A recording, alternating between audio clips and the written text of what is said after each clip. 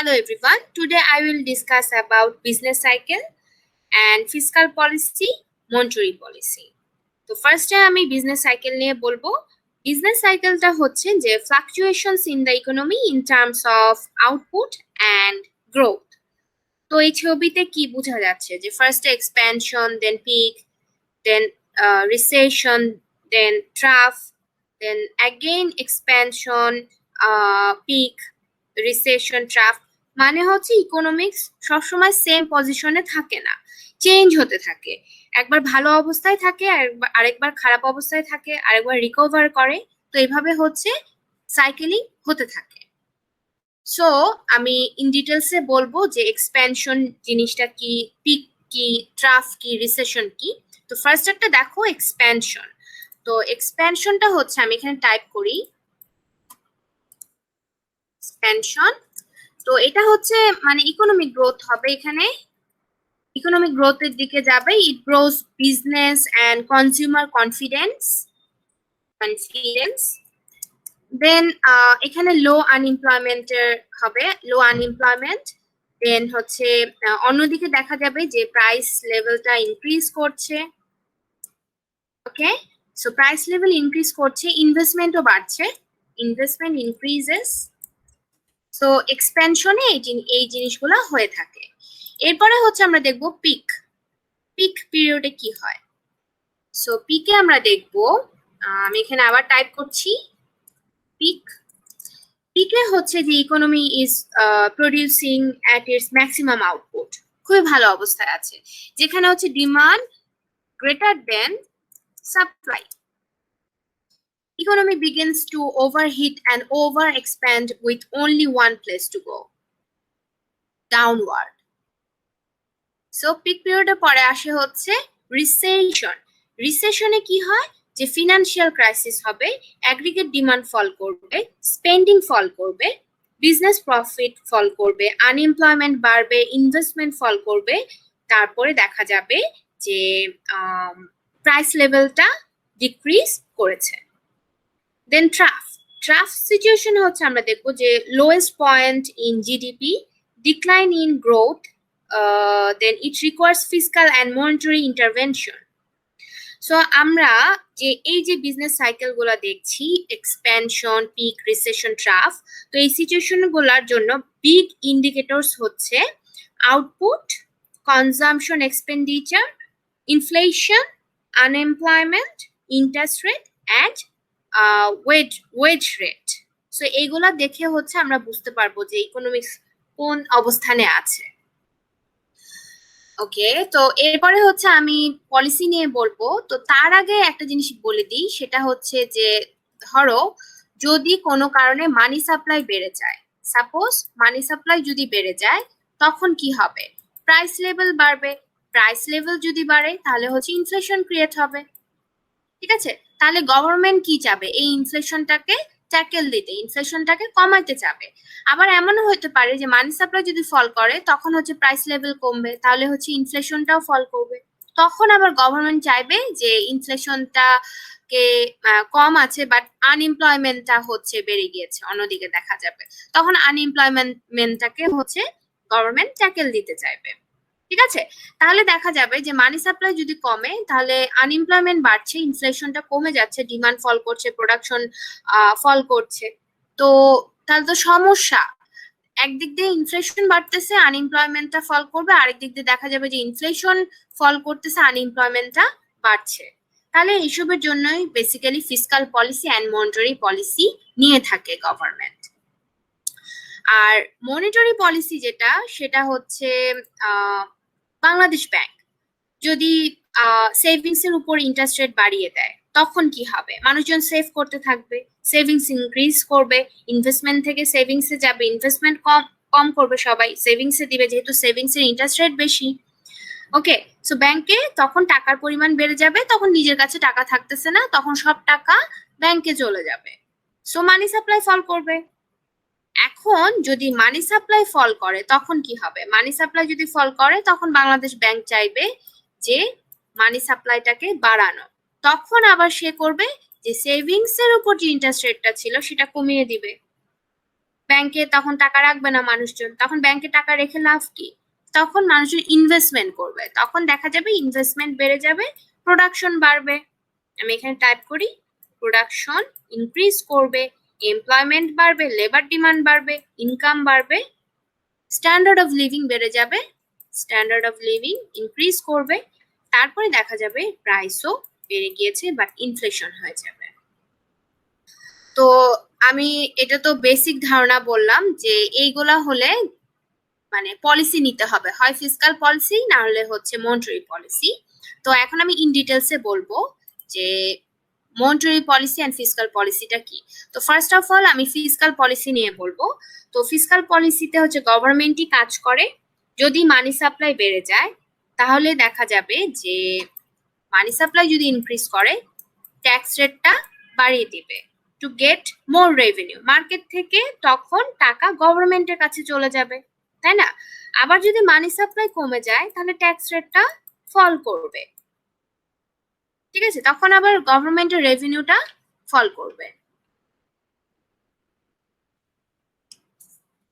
এরপরে হচ্ছে আমরা দেখব যে ফিসকাল পলিসির ক্ষেত্রে দুটা এলিমেন্ট আছে, একটা হচ্ছে গভর্নমেন্ট এক্সপেন্ডিচার আর একটা হচ্ছে ট্যাক্সেশন। ট্যাক্সেশন হচ্ছে গভর্নমেন্টের জন্য রেভিনিউ হিসেবে কাজ করবে। এখন ট্যাক্স এবং গভর্নমেন্ট এক্সপেন্ডিচার কতটুকু হবে, তো এটা গভর্নমেন্ট ডিসাইড করবে। তো এই জিনিসটা আসে কোথা থেকে, ফিসকাল পলিসি ধারণাটা? এটা আসে হচ্ছে 1930 সালে গ্রেট ডিপ্রেশনের সময়, যে এই টাইমে মনিটারি পলিসি কিনস ইউজ করেছিল। তো ক্লাসিক্যাল ইকোনমিস্টরা যারা ছিলেন তারা হচ্ছে ফিসকাল পলিসিকে ইম্পর্টেন্টলি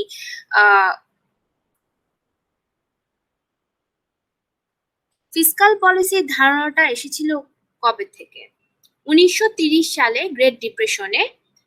এই টাইমে হচ্ছে মনিটারি পলিসি ফিসকাল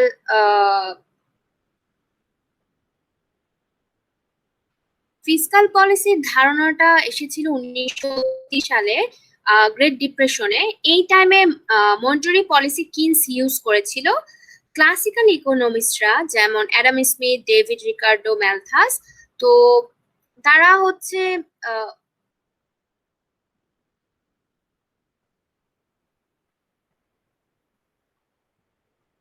ফিসকাল পলিসির এলিমেন্ট হচ্ছে দুইটা, একটা হচ্ছে গভর্নমেন্ট এক্সপেন্ডিচার আর একটা হচ্ছে ট্যাক্সেশন।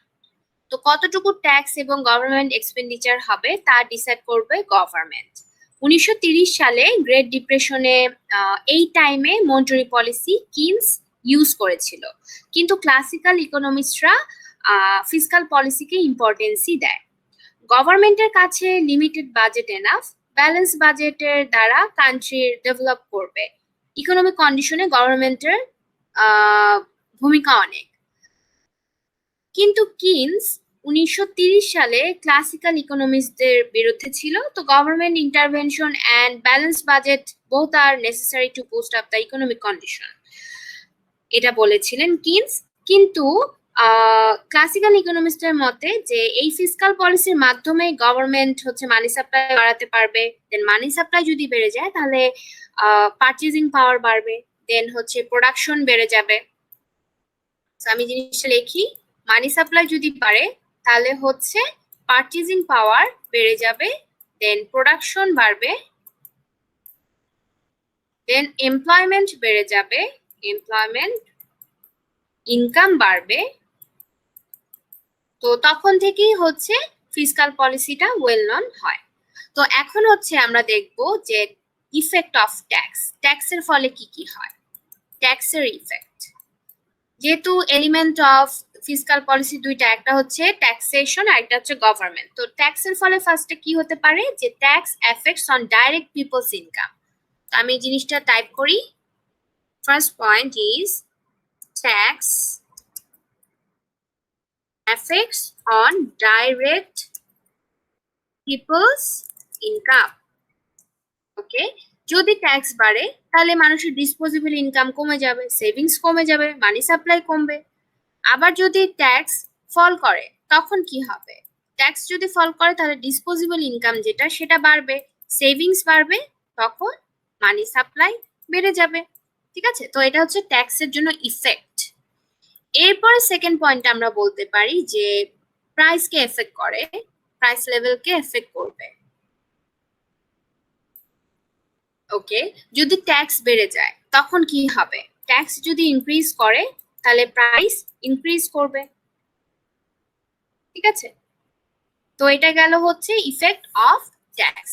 এরপরে হচ্ছে আমরা দেখব গভর্নমেন্ট এক্সপেন্ডিচার, জিই শর্টকাটে লিখছি গভর্নমেন্ট এক্সপেন্ডিচার। তো এখানে হচ্ছে যে গভর্নমেন্ট, সাপোজ গভর্নমেন্টের কাজ কি, যে road, hospital, school, park, bridge এগুলা হচ্ছে ডেভেলপ করা। ঠিক আছে, আর তার এটাও টার্গেট থাকে যে road, hospital, school, park, bridge এখান থেকে ট্যাক্সের টাকাটা কালেক্ট করা। তো অনেক সময় দেখা যায় যে এই যে প্রজেক্টটা থাকে যে রোড ডেভেলপমেন্ট করা, সাপোজ এটা একটা প্রজেক্ট, তো এটা হচ্ছে ডেভেলপ করতে যাচ্ছে, তো অনেক সময় দেখা যায় যে এই প্রজেক্টটা অফ করে দেয়। তো এই অফ করে দেওয়া হচ্ছে গভর্নমেন্টের একটা পলিসি। কেন পলিসি? গভর্নমেন্ট এটা ইচ্ছা করে অফ করে দেয় যাতে মানি সাপ্লাই ফল করে। এই প্রজেক্টের জন্য এমপ্লয়মেন্ট ক্রিয়েট হয়, এমপ্লয়মেন্ট ইনক্রিজ করবে, লেবার ডিমান্ড বাড়বে। ঠিক আছে, লেবার ডিমান্ড বাড়বে, পারচেজিং পাওয়ার বেড়ে যাবে, ইনকাম বাড়বে, আলটিমেটলি দেখা যাবে ইনফ্লেশনটা ক্রিয়েট হচ্ছে। তো এই ইনফ্লেশনটাকে ট্যাকেল দেওয়ার জন্য গভর্নমেন্ট ইচ্ছা করে প্রজেক্টটা অফ করে দেয় যাতে মানি সাপ্লাই ফল করে এবং ইনফ্লেশনটাকে কমাইতে পারে। কিন্তু অন্যদিকে দেখা যায় যদি মানি সাপ্লাই ফল করে তখন দেখা যাবে যে আনএমপ্লয়মেন্টটা ইনক্রিজ করেছে। আবার অনেক সময় দেখা যায় যে মানি সাপ্লাই যদি বাড়াইতে চায় তখন গভর্নমেন্ট কি করবে? তো প্রজেক্টের বেশি মানি ইনভেস্টমেন্ট করবে, গভর্নমেন্ট নিউ রোড, হসপিটাল, ডিফেন্সে গভর্নমেন্ট এক্সপেন্ডিচার বাড়িয়ে দিবে for increase money supply to tackle unemployment. ঠিক আছে, তো গভর্নমেন্ট এক্সপেন্ডিচার যদি বাড়িয়ে দেয়, ট্যাক্সের পরিমাণ যদি কমিয়ে দেয়, তখন দেখা যাবে যে মানুষের ডিসপোজেবল ইনকাম বেড়ে যাবে। ঠিক আছে, ইনভেস্টমেন্টের জন্য টাকা থাকছে, ইনভেস্টমেন্ট ইনক্রিজ করবে, এমপ্লয়মেন্ট বাড়বে, স্ট্যান্ডার্ড অফ লিভিং বেড়ে যাবে, সবকিছুই ঠিক থাকবে, কিন্তু ইনফ্লেশনটা ক্রিয়েট হবে। ওকে, আচ্ছা, তো এটা গেল হচ্ছে ফিসকাল পলিসির এলিমেন্টের ধারণা দিলাম। একটা হচ্ছে ট্যাক্সেশন, আরেকটা হচ্ছে গভর্নমেন্ট এক্সপেন্ডিচার। এরপরে হচ্ছে আমি বলবো যে ফিসকাল পলিসি দুই ধরনের, একটা হচ্ছে এক্সপেনশনারি ফিসকাল পলিসি, আর একটা হচ্ছে কন্ট্রাকশনারি ফিসকাল পলিসি। এক্সপেনশনারি ফিসকাল পলিসির মাধ্যমে মানি সাপ্লাই বাড়ানো হবে, যে ফার্স্টে ট্যাক্স রেট কমবে, মানি সাপ্লাই যদি বাড়াইতে চায় তখন কি করতে হবে গভর্নমেন্টকে? ওকে, তো ফার্স্ট আমি লিখি এখানে এক্সপেনশনারি ফিসকাল পলিসি। এখানে কি হচ্ছে যে মানি সাপ্লাইকে বাড়ানোর জন্য গভর্নমেন্ট এক্সপেন্ডিচার বাড়াইতে হবে, ট্যাক্সেশন কমাতে হবে, যাতে কি হয়, ডিসপোজেবল ইনকাম বাড়ে। ঠিক আছে, পারচেজিং পাওয়ার বেড়ে যায়। এটা হচ্ছে এক্সপেনশনারি ফিসকাল পলিসি। তো ট্যাক্স রেট কমবে, মানুষের ডিসপোজেবল ইনকাম বেড়ে যাবে, পারচেজিং পাওয়ার বেড়ে যাবে, ক্রয় ক্ষমতা বেড়ে যাবে, কিন্তু অন্যদিকে দেখা যাবে যে ইনফ্লেশনটা বেড়ে যাবে। ঠিক আছে, তো গভর্নমেন্ট এক্সপেন্ডিচার বাড়াবে, তার মানে হচ্ছে এমপ্লয়মেন্ট ক্রিয়েট হবে, হসপিটাল বানাবে। ওকে, তো ম্যাটেরিয়াল, লেবার, ক্যাপিটাল, সুপারভাইজার এগুলো তো লাগবে হসপিটাল বানাইতে। ঠিক আছে, তখন দেখা যাবে এমপ্লয়মেন্টটা ক্রিয়েট হচ্ছে। তো এত কিছুর পরে দেখা গেল যে অ্যাগ্রিগেট ডিমান্ডটা বেড়ে যাবে। অ্যাগ্রিগেট ডিমান্ড যদি বাড়ে তার মানে কি, জিডিপি ইনক্রিজ করবে, ইকোনমিক গ্রোথ হবে, তাই না? তাহলে এখানে আমরা বলতে পারি যে অ্যাগ্রিগেট ডিমান্ড কার্ভটা হচ্ছে ডান দিকে শিফট করবে। সো আমরা যদি এখানে দেখাই যে আউটপুট, রিয়েল আউটপুট 0, আর এপাশে হচ্ছে প্রাইস, এটা হচ্ছে অ্যাগ্রিগেট ডিমান্ড ইনিশিয়াল অবস্থায়, আর এটা হচ্ছে অ্যাগ্রিগেট সাপ্লাই। ওকে, সো ইকুইলিব্রিয়াম হচ্ছে এখানে পি বার, আর এটা হচ্ছে কিউ বার। ওকে, সো অ্যাগ্রিগেট ডিমান্ড ইনক্রিজ করলো, তার মানে ডান দিকে শিফট করলো অ্যাগ্রিগেট ডিমান্ড কার্ভ। সো দেখা গেল যে প্রাইস লেভেল ইনক্রিজ করেছে, আউটপুট তো বেড়েছে, বাট প্রাইসও ইনক্রিজ করেছে। সো Q1 P1 টা হচ্ছে নতুন price and quantity. Okay, so এটাই হচ্ছে এক্সপেনশনারি ফিসকাল পলিসি। এরপরে হচ্ছে আমরা দেখব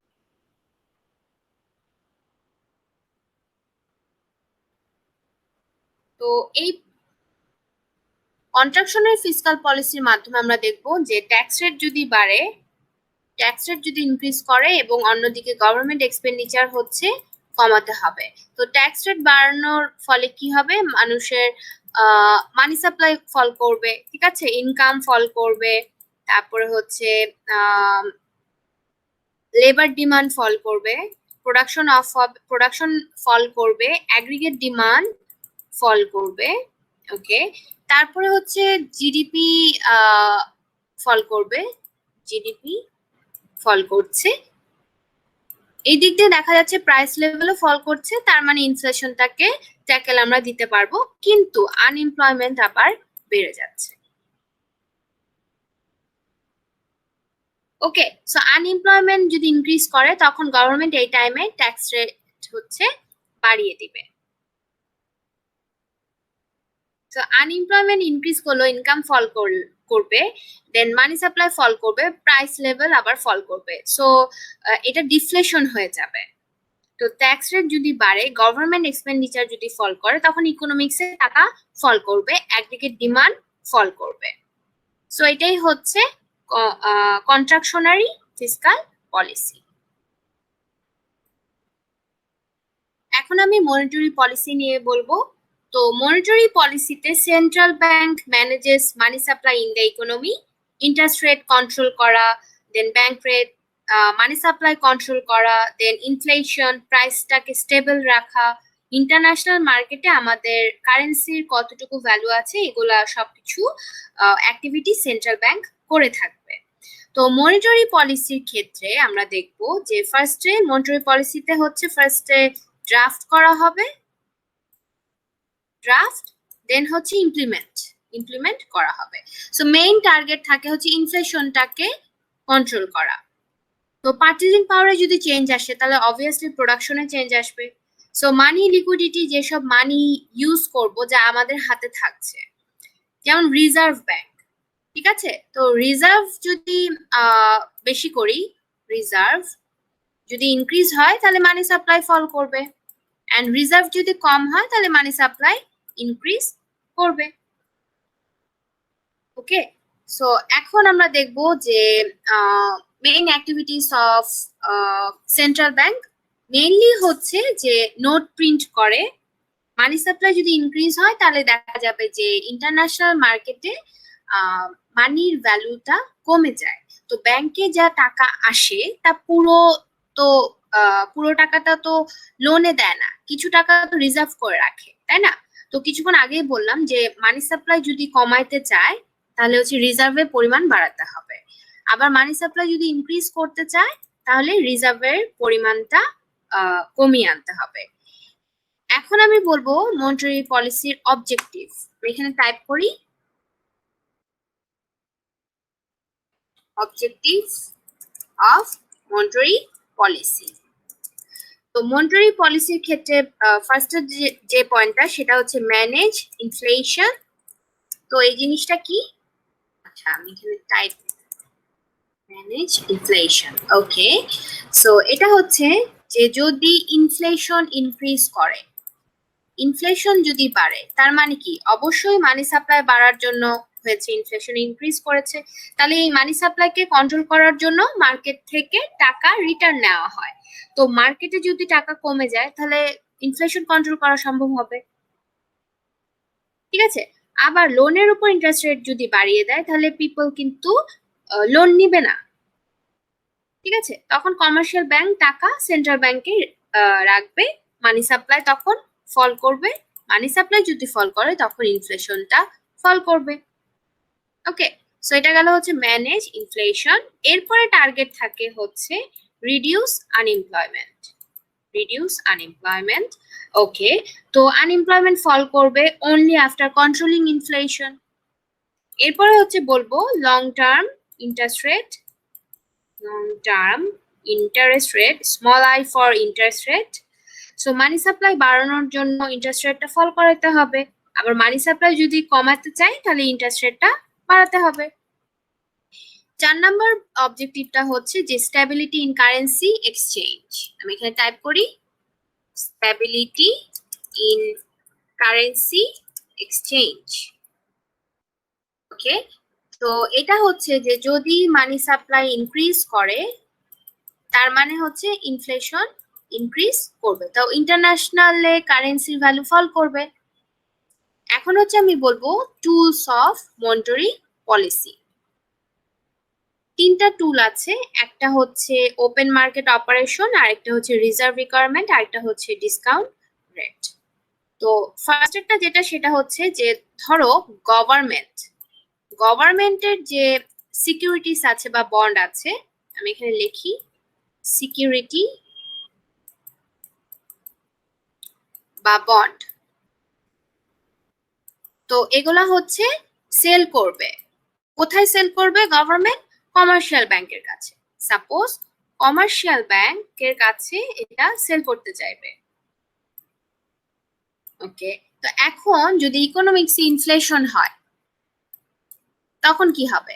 ইকোনমিক্সে ইনফ্লেশন আছে, গভর্নমেন্ট এই সিকিউরিটি বা বন্ড যেগুলো আছে সেগুলো হচ্ছে ইন্টারেস্ট রেট বাড়ায় দিবে ফর কমার্শিয়াল ব্যাংক। তো কমার্শিয়াল ব্যাংক এগুলা কিনতে চাইবে হায়ার ইন্টারেস্ট রেট পাওয়ার জন্য। তো এটার জন্য তখন দেখা যাবে যে মানি সাপ্লাইটা ফল করবে, আর মানি সাপ্লাই ফল করা মানে হচ্ছে ইনফ্লেশনটাকে ফল করানো হবে। এখন এই যে সিকিউরিটিজ বন্ডের উপর যে ইন্টারেস্ট রেটটা আছে সেটা যদি বাড়িয়ে দেওয়া হয় তাহলে মানি সাপ্লাই কমে যাবে। আবার যদি উল্টা কেস হয় যে সিকিউরিটি বন্ডের উপর যে ইন্টারেস্ট রেটটা আছে সেটা যদি কমিয়ে দেওয়া হয় তখন কমার্শিয়াল ব্যাংক এগুলা কিনতে চাইবে না। তখন দেখা যাবে যে মানি সাপ্লাই বেড়ে যাবে, কমার্শিয়াল ব্যাংক পিপলদের লোন দেবে, মানুষের ইনকাম বাড়বে, ঠিক আছে, ইনভেস্টমেন্ট বাড়বে, তারপর দেখা যাবে আনএমপ্লয়মেন্টটা ফল করেছে, কিন্তু প্রাইস লেভেল ইনক্রিজ করবে, দেন ইনফ্লেশনও ইনক্রিজ করবে। এই জিনিসটা হচ্ছে ওপেন মার্কেট। মার্কেট থেকে যদি মানি সাপ্লাই ফল করে তার মানে কি রিজার্ভ রেট ইনক্রিজ করার জন্যই তো হচ্ছে মানি সাপ্লাই ফল করেছে। আবার রিজার্ভ রেট যদি ফল করে তার মানে মানি সাপ্লাই ইনক্রিজ করবে। 3 নাম্বারটা হচ্ছে ডিসকাউন্ট রেট। তো ডিসকাউন্ট রেটে এটা মানে হচ্ছে যে lending to commercial bank. Discount rate কি বললাম? লেন্ডিং টু কমার্শিয়াল ব্যাংক, মানে central bank lends to commercial bank. Okay, এটা মানে কি? মানে হচ্ছে যদি মানি সাপ্লাই বাড়াইতে চাই, মানি সাপ্লাই বাড়ানোর জন্য যে ডিসকাউন্ট রেটটা আছে সেটা ফল করাতে হবে। এন্ড ডিসকাউন্ট রেট ফল করলে মানে লোনের উপর যে ইন্টারেস্ট রেটটা আছে সেটা যদি ফল করে তার মানে লোন সস্তা হয়ে যাবে, তখন বেশি বেশি মানুষজন লোন নিবে ব্যাংকে, তখন লোন দিবে। এবং মানি সাপ্লাই যদি ফল করাইতে চায় তখন ডিসকাউন্ট রেট বাড়াতে হবে, তখন মানুষজন লোন নিবে না, লোন কম নিবে, কারণ লোনটা যখন ফেরত দিবে তখন হায়ার ইন্টারেস্ট রেটে ফেরত দিতে হবে, সো লোন তখন এক্সপেন্সিভ হয়ে যাবে। ওকে, সো এখন আমি বলবো different types of monetary policy কি কি আছে। একটা হচ্ছে কন্ট্রাকশনারি, আরেকটা হচ্ছে এক্সপেনশনারি। তো ফার্স্ট আমি এক্সপেনশনারি নিয়ে বলি। তো এক্সপেনশনারি মনিটারি পলিসি হচ্ছে যে ধরো যদি ডিফ্লেশন হয় তখন কি হবে, মানে দ্রব্যের দাম ফল করেছে, ডিফ্লেশন হলে কি হয়? ডিফ্লেশন, তো ডিফ্লেশন যদি হয় তাহলে হচ্ছে আনএমপ্লয়মেন্ট ইনক্রিজ করবে, ঠিক আছে, তার মানে কি মানি সাপ্লাই ফল করবে, সো ইকোনমিক অনেক খারাপ অবস্থায় থাকবে, মানিকে ইনজেক্ট করতে হবে ওপেন মার্কেটে। সো গভর্নমেন্ট কি করবে? তো গভর্নমেন্ট তার যে সিকিউরিটিস আছে সেটার যে ইন্টারেস্ট রেটটা সেটা ফল করিয়ে দিবে।